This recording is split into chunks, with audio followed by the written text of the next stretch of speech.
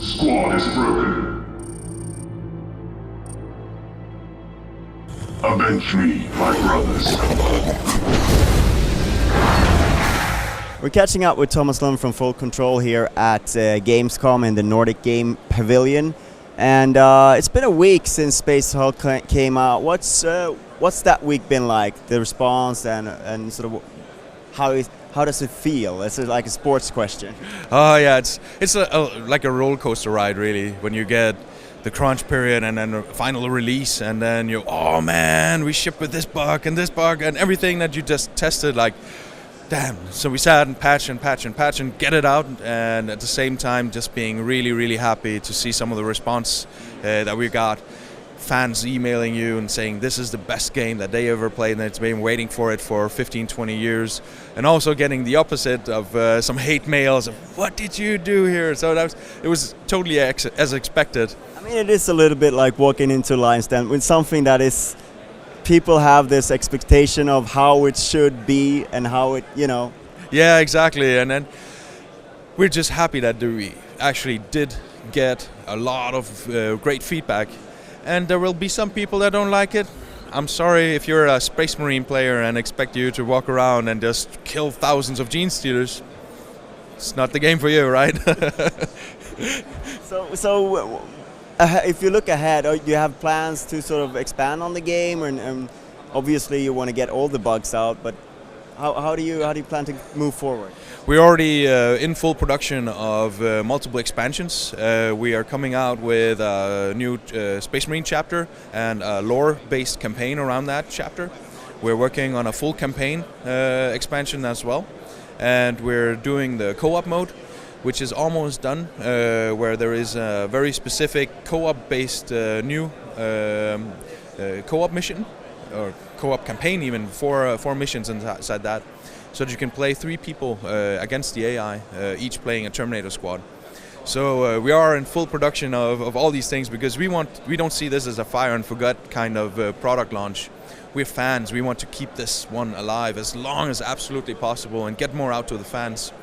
And before we tie off the knot on this project, we're also going to release a free level editor, so that the fans can mod this game in a level and a campaign sense for the next many years, as long as they want to. It's almost like a modular approach to game development. You putting different modules out. Yeah, exactly. I mean, we're an independent studio and we're funding ourselves, so we reached the point where we're like saying, this is version 1, and now we take the next step, and then we do the co-op version. And as long as people support the game, we will add more and more into it, because again, at the end of the day, we're fans. We're fans of this, and we want this game to be something that can be played for the next 10 years until somebody else picks up and makes a 4D version of Space Hulk at some point. 4D, yeah. Love to see that. But if we talk about the other game that you've begun working on, you took the Kickstarter with Jagged Alliance, Flashback, and could you just tell us a little bit how you came about to do a Jagged Alliance? How did that happen? Well, it was one of those things that actually initially happened around the same time as I met Ian at the chance meeting at GDC. We had Frontline Tactics, our game at that point in time. We were pitching for different publishers, and we ran into Bit Composer, who were like looking at it and saying, "Oh, but that looks very much like something that Jagged Alliance, and we own the license." But we ran with the Space Hulk instead to start with. But during that development, it came up and said, "Hey, Jagged Alliance, I played that game when I was young, and I really liked that. There was Fallout, XCOM, Jagged Alliance is where I got my turn-based birth really into this." So taking the opportunity and going back to them and saying, "Hey, Kickstarter, I want to do a turn-based strategy game, old hardcore." And I think that the community is still so much alive around this that they want to support this as well. And we wanted to put our vision into that game, and they were really okay with that. And they gave us a chance to get the license and the creative freedom to do what we want, as long as we find the money through the Kickstarter, go. And that's where we started, and we succeeded just by a nip of a hair on the last day. That was a really rough ride, but it was fantastic. And being able to now, just like you just said, with an iterative approach to release, this time around we can actually engage the community during development and get some vertical slices out to the backers and get some feedback and draw in ideas, improvement suggestions, so that we release absolutely best Jagged Alliance end of next year to the fans. So have you already any sort of impressions from how that relationship is working so far? I mean, it's not been that long, but how has it worked so far? Well, so far it's been pretty quiet. We, as a team, we have had Space Hulk as the main priority to launch that successfully. But I've had two guys sitting, writing a story, doing the level design. Now we get a producer on top of it, and from next week off, we're gonna add on the lead artists from the Space Hulk team, move them over. Their work is done now there, so they will start up asset production lists, and we can get into creating this vertical slice that we want to get out. Hopefully around end of this year, start of next year, we can get out a version that the early backers can get and sit and play, and give us some feedback if we hit that Jagged Alliance 2 feeling in the tactical combat part. Yeah, because Jagged Alliance is one of those franchises like you really have to skip over a few things that they tried in the meantime to sort of get to where fans really remember the second game, and that's because I guess Bit Composer tried to do something a few years back and try to revive it, but it just didn't turn out well. No, and I mean, a few years ago, turn-based strategy games wasn't like really anything that was on anybody's radar, and I think they tried to like kickstart the franchise again with some kind of reset of trying to make something that is more modern. But in that approach, lose all the old fans, and then you might as well not use the franchise, the IP. Yeah, it's only really Fallout that has taken that twist and turn into the new Fallout type of gaming. XCOM stuck true to it now. They made a huge success. I think it's a really good game that they made. And for Fallout fans, there's going to be Wasteland 2, so...